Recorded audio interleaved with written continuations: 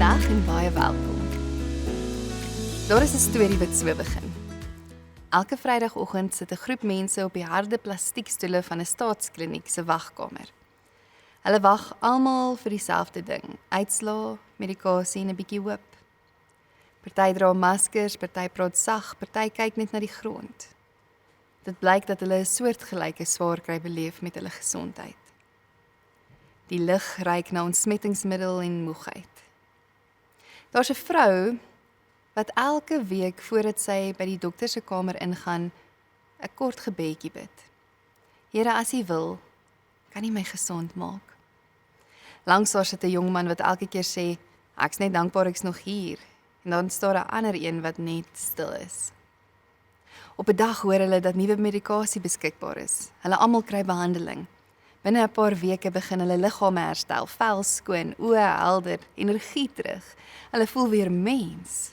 Uiteindelik, hulle hoef nie meer ure in rye by die kliniek te sit nie.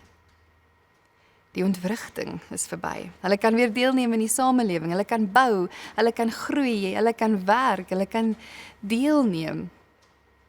Maar een vrou daag tog weer by die kliniek op. Sy begin saam met pasiënte vorms invul. En sy kan moes mooi verduidelik omdat sy dit self soveel keer moes doen. Sy help water gee vir pasiënte wat bloot te swak is om self te kry.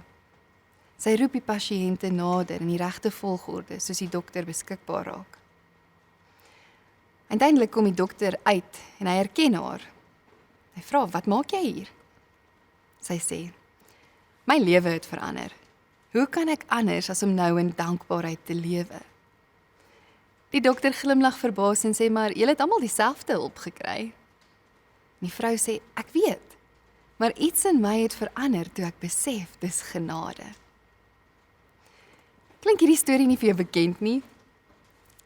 10 melaatses word gesond, maar 1 word heel, soos wat hy besef, dis genade. Soos wat hierdie persoon omdraai, God is die bron van 'n lewe wat verander. En Jesus se reaksie op hierdie een wat terugdraai? Toe sê Jesus dat net een van hulle teruggekom het om God te loof. En hy sê vir hom, staan op en gaan, jou geloof het jou gered. Jesus sê as te ware, daar het iets groot met hierdie een persoon gebeur wat raak sien van waar sy genesing, van waar sy toekoms, van waar sy hoop vandaan kom. Net hierdie een persoon besef dat wat met hom gebeur, nie net 'n keer in 'n leeftyd gebeurtenis hoef te wees nie, maar dat hy aanhoudend kan bly in die een wat bewys het, dat hy kan genees, dat hy kan voorsien, dat hy kan red, dat hy kan.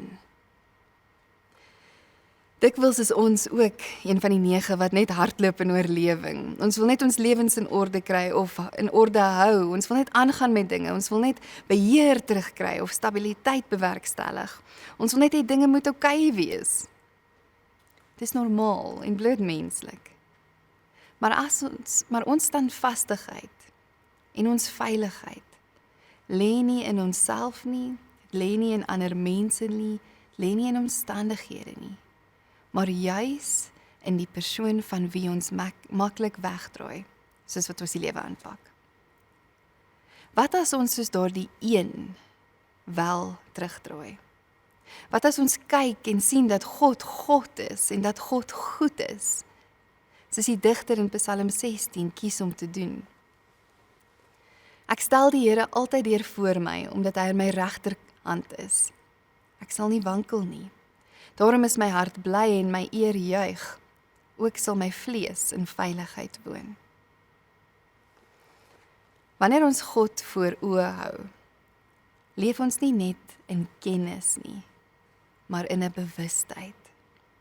Ons anker onsself en ons hoop nie in mense nie, nie in besittings nie, nie in planne nie, nie in myself nie, maar in Hom wat onveranderlik en onwrikbaar is, ons bron. En hierdie bewuste lewe vorm nie net ons denke nie, maar ons emosies, dit raak ons liggame aan, dit beïnvloed ons dade. En ons groei in bewustheid wanneer ons bewustelik kies om ons fokus, ons aandag op Hom te rig. Nie op wat ons tekort kom nie, nie op ons omstandighede nie, maar op Hom. En natuurlik is dit nie altyd maklik nie. Daarom bid ons. Here, vernuwe ons denke. Help ons sien dit is genade. Want ons is geneig om ander dinge voor ons te stel. Ons vra om ons te help, want ons stel dalk ons finansies voor ons as sekuriteit. Dis dalk wat vir ons 'n gevoel van genoeg gee. Dalk stel ons 'n persoon of 'n verhouding voor ons en ons verwag dat daai vir ons 'n veilige plek word waar ek voel ek is geborge. Dalk is dit ek self wat ek daar stel. Ek self sal 'n veilige hawe skep vir hierdie onstuimige see. Maar net God, niks en niemand anders kan daardie hinkeringe, daai verlange vervul nie. Nie dinge nie mense nie ek self nie, want dit alles is feilbaar. Maar hy is nie. As dinge, mense of ek die bron is risiko en veranderlik is, groot bydraende faktore wat vrees en angs kan regverdig. Maar, as ek draai en erken dat God is, God wat aan my regterhand is en my help doen wat ek moet doen, God wat by my is, en groot is en tog belangstel in die details van my lewe, dan kan ek maar rustig raak in my warwoel van bekommernis. Dan kan ek maar oorgee. Net dan, want hy is genoeg. En dit is genade wat alles verander.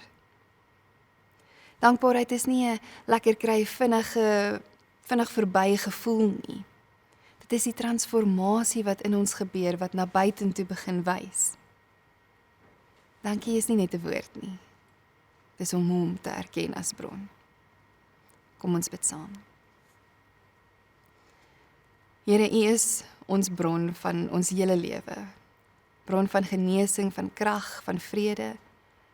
Leer ons om U altyd voor ons oë te hou. Nie net in groot of merkwaardige oomblikke nie, maar in die gewone ritmes van ons dag. Laat ons bewus wees van U teenwoordigheid in mense, in omstandighede en selfs in stilte. Laat ons U sien. En wanneer ons vergeet om U te loof en te prys, bring ons terug. Nie met skuld nie, maar met genade en dankbaarheid. Laat ons as die een melaatse wees wat terugkom om U te aanbid en erkenning te gee. Nie net vir wat U doen nie, maar vir wie U is. Here, mag ons harte juig en ons liggame rus en ons gees anker in U.